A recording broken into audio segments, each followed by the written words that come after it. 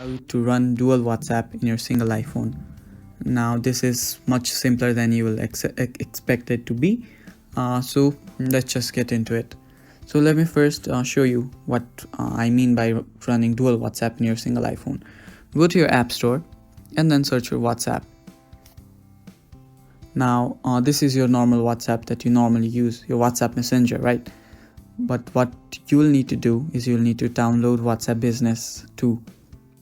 Now by doing so, what you'll have is you'll have two WhatsApps running on your mobile phone.